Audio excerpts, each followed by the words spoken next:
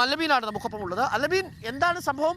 ഈ സെക്രട്ടേറിയറ്റ് അസോസിയേഷന്റെ ഭാരവാഹി എന്താണ് ഈ ലഘുലേഖയിൽ എഴുതിയത്?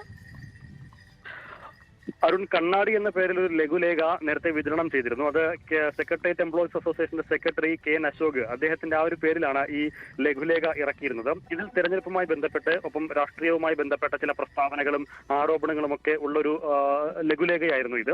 പെരുമാറ്റച്ചട്ടം നിലവിൽ വരുന്നതിന് മുൻപാണ് ഇത്തരമൊരു ലഘുലേഖ ഈ അസോസിയേഷന്റെ പേരിൽ, അസോസിയേഷൻ സെക്രട്ടറിയുടെ പേരിൽ പുറത്തിറങ്ങിയിരുന്നത്.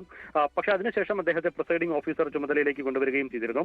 BJP കൊടുത്ത പരാതിയിൽ പറഞ്ഞത് അത്തരത്തിലൊരു ഉത്തരവാദിത്തപ്പെട്ട ചുമതലയിലേക്ക് തെരഞ്ഞെടുപ്പ് ചുമതലയിലേക്ക് വരുന്ന ഒരു ഉദ്യോഗസ്ഥൻ, അദ്ദേഹത്തിന്റെ പേര് ഇറങ്ങിയ നോട്ടീസ്, ലഘുലേഖ, അതിൽ ഈ രാഷ്ട്രീയ ആരോപണങ്ങൾ അത് ഇപ്പോഴും നിലനിൽക്കുന്നുണ്ട് എന്ന് മാത്രമല്ല, പെരുമാറ്റച്ചട്ടം വന്നതിന് ശേഷവും ഈ ലഘുലേഖ പലയിടങ്ങളിലും വിതരണം ചെയ്യുന്നുണ്ട്. അതിലെ കണ്ടന്റ്, ഉള്ളടക്കം ഇപ്പോഴും രാഷ്ട്രീയത്തെയും തെരഞ്ഞെടുപ്പിനെയും ഒരു പരിധിവരെ സ്വാധീനിക്കാൻ തക്ക വിധത്തിലുള്ള ഉള്ളടക്കമാണ് അതിൽ. അതുകൊണ്ട് തന്നെ ആ ഉദ്യോഗസ്ഥനെ, രാഷ്ട്രീയ നിലപാട് പരസ്യമായി പ്രകടിപ്പിച്ച ഒരു ഉദ്യോഗസ്ഥനെ തെരഞ്ഞെടുപ്പ് ചുമതലയിൽ നിന്ന് മാറ്റണമെന്ന് ആവശ്യപ്പെട്ടുകൊണ്ടാണ് BJP തെരഞ്ഞെടുപ്പ് കമ്മീഷന് പരാതി നൽകിയത്.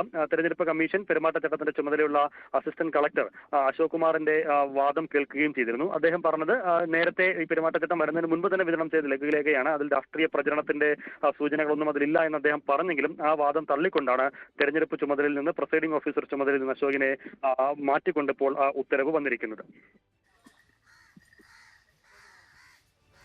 ഓക്കെ, നമുക്കൊപ്പം ചേർന്നത്, നമ്മളിപ്പോഴുള്ളത് ഫോർട്ട് കൊച്ചിയിലാണ്. ഫോർട്ട് കൊച്ചിയിൽ ധാരാളം ആളുകൾ മറ്റ് സ്ഥലങ്ങളിൽ നിന്നൊക്കെ വരും. പക്ഷേ